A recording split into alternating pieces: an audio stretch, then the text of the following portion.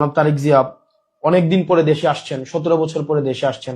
তার ইনকাম নিয়ে কিন্তু কোনো আলোচনা নেই। এতদিন পরে উনি এসে আপনার হচ্ছে উনার অর্থ কিভাবে সংস্থান হচ্ছে, উনার জীবন নির্বাহ কিভাবে হচ্ছে, উনি কিভাবে এত বড় শোডাউন দিচ্ছেন, উনার নিরাপত্তার যে অর্থ সেটা কোন জায়গা থেকে সংগ্রহ করা হচ্ছে, এই বিষয়গুলো কিন্তু নিয়ে কেউ প্রশ্ন করছে না। একজনও না, আপনি একটা ব্যক্তিকেও আপনি দেখবেন না সেগুলো নিয়ে প্রশ্ন করতে। প্রত্যেকটা মিডিয়া আমাদেরকে যেভাবে প্রশ্ন করেছে, প্রত্যেকটা বিষয় আমরা টি শার্ট কোন জায়গা থেকে কিনি, কয় টাকা টি শার্ট কেনার টাকা পাইছে কই, খাওয়ার টাকা পাইছে কই, রিক্সায় ওঠার টাকা পাইছে কই, গাড়িতে ওঠার টাকা পাইছে কই, প্রত্যেকটা জিনিসকে যেভাবে প্রশ্নের মধ্যে নিয়ে এসেছে এবং মিডিয়াতে এগুলো নিয়ে কেউ রেস্টুরেন্টে খাইছে সেটা নিয়ে ঘন্টার পর ঘন্টা টক শো হয়েছে। আপনার গত আপনার জাস্ট এই কিছুদিন আগ পর্যন্ত টক শো হয়েছে।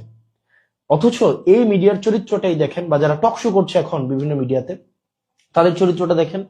গত 15-20 দিন ধরে আপনি দেখবেন না যে তাদের এই এই আলাপগুলো এখন আর টক শোতে আছে।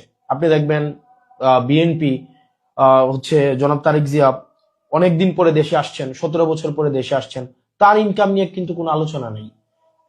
এতদিন পরে উনি এসে আপনার উনার অর্থ কিভাবে সংস্থান হচ্ছে, উনার জীবন নির্বাহ কিভাবে হচ্ছে, উনি কিভাবে এত বড় শোডাউন দিচ্ছেন, উনার নিরাপত্তার যে অর্থ সেটা কোন জায়গা থেকে সংগ্রহ করা হচ্ছে, এই বিষয়গুলো কিন্তু নিয়ে কেউ প্রশ্ন করছে না। একজনও না, আপনি একটা ব্যক্তিকেও আপনি দেখবেন না সেগুলো নিয়ে প্রশ্ন করতে।